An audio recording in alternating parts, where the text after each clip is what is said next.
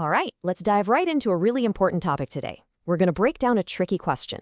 Where does the right to protest stop, and where does illegal interference with law enforcement begin?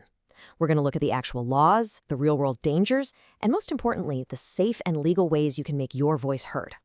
So this whole discussion really boils down to one central question, doesn't it? In a democracy like ours, how do we speak out and disagree, but do it lawfully and safely? Finding that balance is absolutely critical. And today, we're going to explore what that actually looks like. Okay, so here's our game plan. First, we'll set the scene by looking at the current enforcement landscape. Then, we'll talk about the federal agents themselves and their role. After that, we'll draw a really sharp line between what counts as dangerous interference and what is protected protest. We'll even get into the specific laws, and then we'll wrap up with the most important part, how you can be an effective advocate the right way. All right, let's start with Section 1, the new enforcement landscape. Because, to really get what's happening on the ground, you first have to understand the policy that's driving everything. So what's the backstory here? Well, let's fast forward to the year 2026. A major campaign promise from the 2024 election, in this case, large-scale deportations, is no longer just a promise. It's now official federal policy. And really, this is the democratic process at work, right? A candidate runs on a platform, they win an election, and then their administration works to put those policies into action. And this timeline here, it really lays out how that works. You see the election win in 2024. Then, in 2025, the policy gets officially written and formalized. And by 2026, federal agencies like ICE are the ones tasked with lawfully carrying it out. So this isn't random. It's a direct outcome of our constitutional system turning an election result into government action. Okay, so if that's the policy, who's actually tasked with doing the work? Well, that brings us right to our second point, the role of federal agents. These are officers performing a legal duty. So who are we actually talking about here? Well, a federal law enforcement officer, like an agent from ICE, for example, is a government employee. Their job is to enforce federal laws. The key thing to remember is that they're operating under the legal authority of the U.S. government. They're not just out there making their own rules. And their job, well, it's a real balancing act. They have to carry out their assigned duties, but they also have to follow very strict rules about arrests and how they use force. And here's the crucial part. They have this dual responsibility to protect themselves and to protect the public. That's a huge reason why their training puts such an emphasis on safety for everyone involved. Okay, now we're getting to the heart of the matter. This is where we have to draw a very, very clear line. The line between a protected, peaceful protest and dangerous, illegal interference.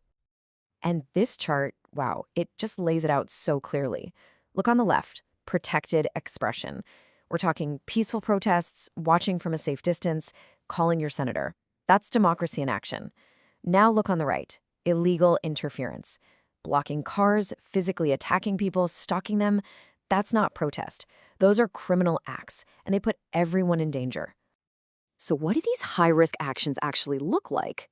Well, we're talking about things like using apps to coordinate groups to follow agents home, attacking their cars, spitting on them or throwing things, trying to disorient them with strobe lights and loud horns, or just creating a chaotic, hostile crowd. Any one of these things can take a tense situation and make it explode in an instant. And here's the thing that sometimes gets lost in the moment. This kind of chaos doesn't pick and choose its victims. It doesn't just put the agents at risk. It endangers the public, innocent bystanders, and even the protesters themselves. When things spiral out of control, anyone can get hurt. It totally buries any legitimate message and opens the door for real tragedy. So we've talked about how these actions are dangerous, but let's get specific. Why are they illegal? Well, for that, we need to look at the actual federal laws on the books. And this isn't just someone's opinion, it's written in black and white.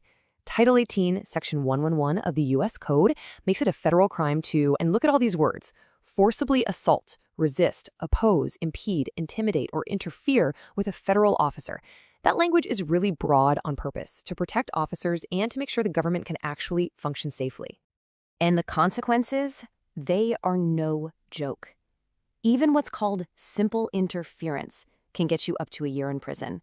If an officer gets hurt, that can jump to 8 years. And if a weapon gets involved, you're looking at up to 20 years in a federal prison. These are incredibly serious charges. And believe it or not, it doesn't even stop there.